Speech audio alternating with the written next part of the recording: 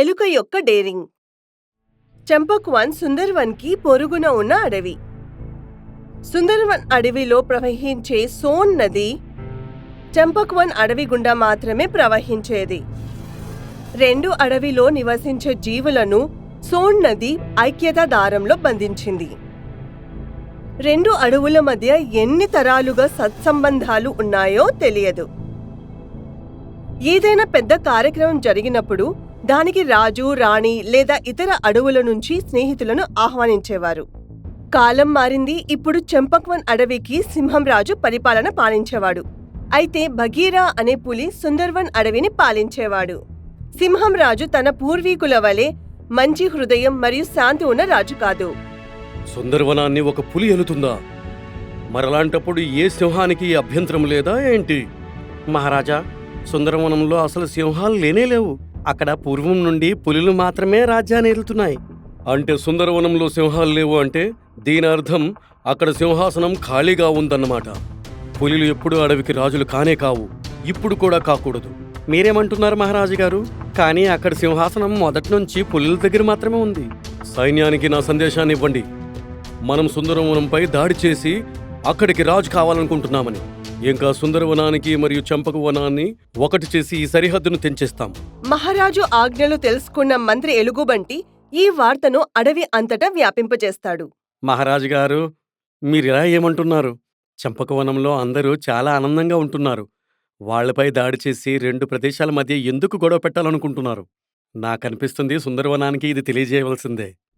ఢోలు కోతి అర్ధరాత్రి దాటిన తర్వాత రహస్యంగా సరిహద్దు దాటి సుందర్వన్కు వెళ్లి అక్కడ తన మంత్రిని కలుస్తాడు. మహామంత్రి, మీ రాజు బగీరా కోసం ఒక సందేశాన్ని తీసుకొచ్చాను. దాన్ని నేను స్వయంగా చెప్పాలనుకుంటున్నాను. మీరు నన్ను మహారాజు దగ్గరికి తీసుకెళ్ళండి. ఢోలు మాటలు విన్న మంత్రి నక్క అతన్ని మహారాజు బగీరా గుహలోకి తీసుకెళ్తుంది. ఢోలు గుహకు చేరుకున్న సమయానికి మహారాజు బగీరా విశ్రాంతి తీసుకుంటున్నాడు. బగీరాను చూడగానే ఢోలు కంగారు పడటం మొదలు పెడతాడు. అయినా ధైర్యం కూడగట్టుకుని బగీరాను లేపడం మొదలు పెడతాడు. రాజుగారు, అరే బగీరా గారు, లేవండి. ఢోలు పదే పదే నిద్ర లేపగానే బగీరా గర్జిస్తూ లేచి కూర్చుంటాడు. అసలు నువ్వెవరువు? అవును, ఇంత రాత్రప్పుడు నువ్వు నా గుహలో ఏం చేస్తున్నావు? నువ్విక్కడ వాడివైతే కావే. రాజుగారు, నేను చంపకవనం నుంచి వచ్చాను. మీరు నన్ను మీ వాడిగా భావించండి. ఈరోజు నేను మీకు చాలా ముఖ్యమైన సందేశాన్ని తీసుకొచ్చాను. అసలేమంటున్నావు? విడివిడిగా చెప్పు. మహారాజా, మా అడవిలో ఇప్పుడు మా రాజైన సింహం యొక్క పుత్రుడు సింహాసాన్ని ఆధిపత్యంగా తీసుకున్నాడు. పూర్వపు రాజుల్లా శాంతంగా ఆలోచించిన వాడైతే కాడు. ఆయన చంపకవనం ఇంకా సుందరవనంని ఒకటిగా చేయాలనుకుంటున్నాడు.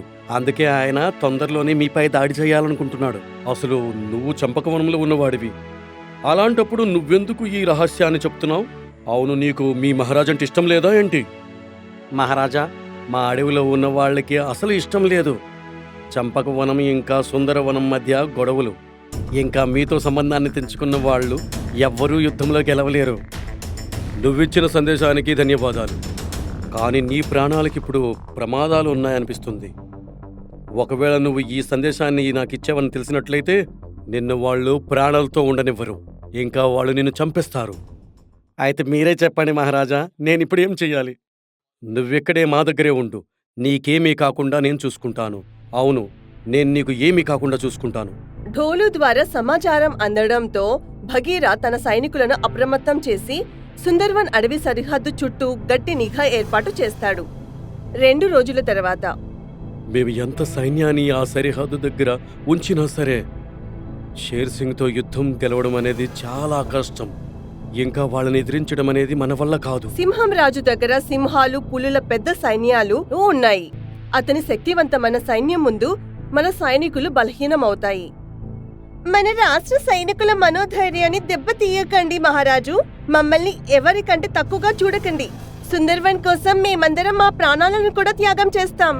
నాకు తెలుసు, మీలాంటి మంచి ఆలోచన ఇంకా విశ్వాసం ఉన్న సైన్యంపై నాకు చాలా నమ్మకం ఉంది. కానీ నేనేమంటున్నానంటే, ఈ యుద్ధం ఎందుకు? ఇంకా అందరి ప్రాణాలు ఎందుకు పోవాలి? ఏం చేయాలో నాకు ఏమీ ఆలోచన తోచట్లేదు. కానీ మీరంతా ఆ యుద్ధాన్ని చేయడానికి రెడీగా ఉన్నట్లయితే ఈ యుద్ధం తప్పకుండా చేద్దాం. మరుసటి రోజు సింహం రాజు తన అడవి నుండి ఒక జంతువుని పంపి భగీరాకు సందేశాన్ని పంపుతాడు. ఉత్తరం: భగీరా అడవికి రాజు సింహం రాజు కాబట్టి నిశ్శబ్దంగా నీ సుందర్వన్ నాకిచ్చి నీ ప్రాణాలు కాపాడుకుని ఇక్కడి నుండి పారిపో. ఈ ప్రతిపాదన నీకు నచ్చితే పర్వాలేదు, లేకపోతే రేపు ఉదయం సూర్యుడు ఉదయించిన వెంటనే సుందర్వన్ మీద దాడి చేస్తాం. లేఖలో రాసినట్లుగానే మరుసటి రోజు సూర్యోదయం కాగానే సింహం రాజు సుందర్వన్ పై దాడి చేశాడు. సుందర్వన్ చంపక్వన్ అడవుల్లో ఒక రోజంతా విపరీతమైన పోరాటం కొనసాగుతుంది.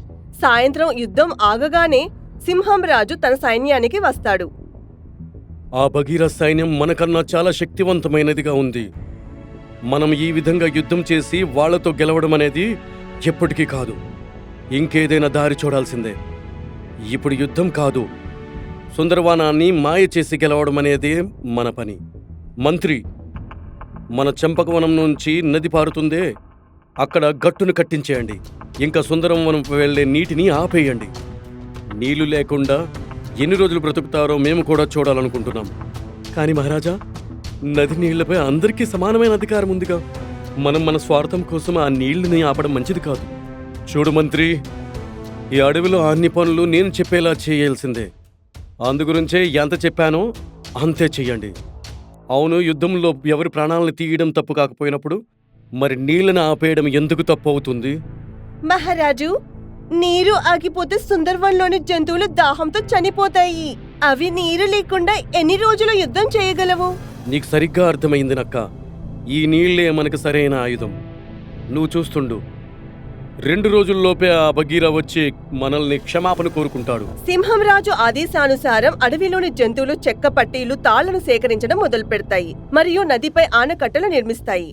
అలా జంతువుల ప్రయత్నాలతో నీటి ప్రవాహం సుందర్వన్ వైపుకు వెళ్లకుండా నదిపై ఆనకట్టను సిద్ధం చేస్తాయి. సుందర్వన్ నది ఎండిపోవడం ప్రారంభించినప్పుడు జంతువులు దాహంతో భగీర దగ్గరకు వస్తాయి.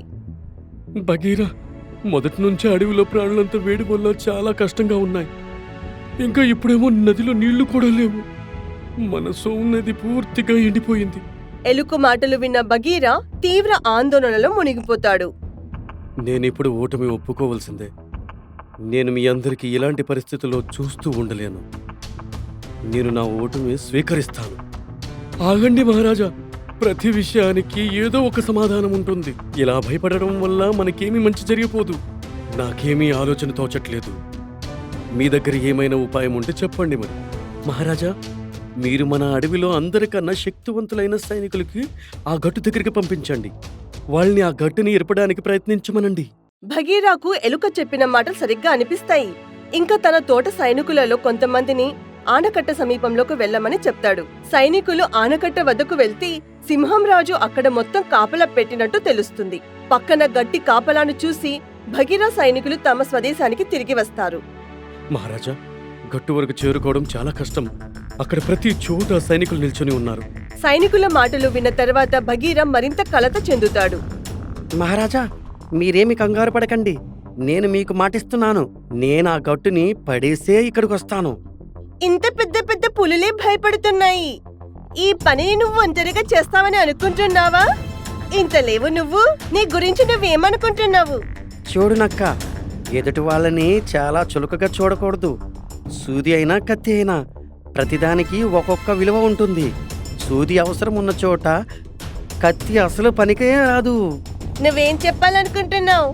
నేను చిన్న ప్రాణాన్ని, అందుకే నేను నేల లోపల నుంచి దారి చేస్తూ వెళ్ళగలను. అందుకే నేను ఎవరికి కనబడకుండా అక్కడి వరకు చేరుకోగలను. ఎలుక మాటలు భగీరకు నచ్చుతాయి. ఇంకా అతను సంతోషిస్తాడు. అదంతా సరేలే గాని ఆ ఊళ్ళోకి వెళ్ళడం చాలా ప్రమాదకరం. నువ్వెలా వెళ్ళగలవు? సుందరవనం నా ఇల్లాంటిది మహారాజా. ఇంకా మన ఇల్లుని కాపాడుకోవడానికి నేనెక్కడికైనా వెళ్ళగలను. ఎలుక సాహసోపేతమైన మాటలు విన్న భగీర అతన్ని ఆనకట్ట వద్దకు వెళ్ళమని ఆదేశిస్తాడు. అతను తెలివిగా భూమి లోపల నుండి సొరంగం నిర్మించి ఆనకట్ట వద్దకు వెళ్తాడు. ఇంకా అక్కడకు వెళ్లి అందరి కళ్లను తప్పించి తన మొదటి దంతాలతో మొత్తం తాడుని ఒక్కొక్కటిగా కిందకు దించడం ప్రారంభిస్తాడు. కొన్ని గంటల శ్రమ తర్వాత ఆనకట్టపై ఉన్న తాళ్లను విరిగిపోవడం ప్రారంభిస్తాయి. దీనివల్ల నీరు నెమ్మదిగా సుందర్వన్ అడవి వైపుకు వెళ్లడం మొదలవుతుంది. తక్కువ సమయంలోనే ఎలుక మొత్తం తాడుని కత్తిరిస్తాడు. దీనివల్ల ఆనకట్ట విచ్ఛిన్నమవుతుంది. సుందర్వన్కు నీరు చేరుతుంది. కాని ఎలుక ఇంకా ఎక్కడా కనిపించలేదు. మనమంతా ఉండి కూడా ఏమి చేయలేకపోయాము. కాని ఎలుక మాత్రం ప్రాణాల్ని లెక్క చేయకుండా మనందరి ప్రాణాల్ని కాపాడింది. నాకనిపిస్తుంది ఈ నది ప్రవాహం వల్ల ఎలుక కొట్టుకు వెళ్ళిపోయిందని. ఇప్పుడు అది మళ్ళీ తిరిగి రాదనిపిస్తుంది. కాని మనమంతా ఎలుక సాహసాన్ని ఎప్పుడూ మర్చిపోవద్దు. సరిగ్గా అప్పుడే ముందు నుండి చెక్క పలకపై కూర్చొని ఎలుక సుందర్వన్ అడవిలో తేలియాడుతూ కనిపిస్తాడు. చూడండి చూడండి, మన డేరింగ్ ఎలుక మళ్ళీ వచ్చేసింది. ఎలుక తిరిగి రావడం చూసి మొత్తం సుందర్వన్లోని ఆనందం వెళ్లివిరుస్తుంది. మరియు అందరూ ఆనందంతో నృత్యం చేయడం ప్రారంభిస్తారు.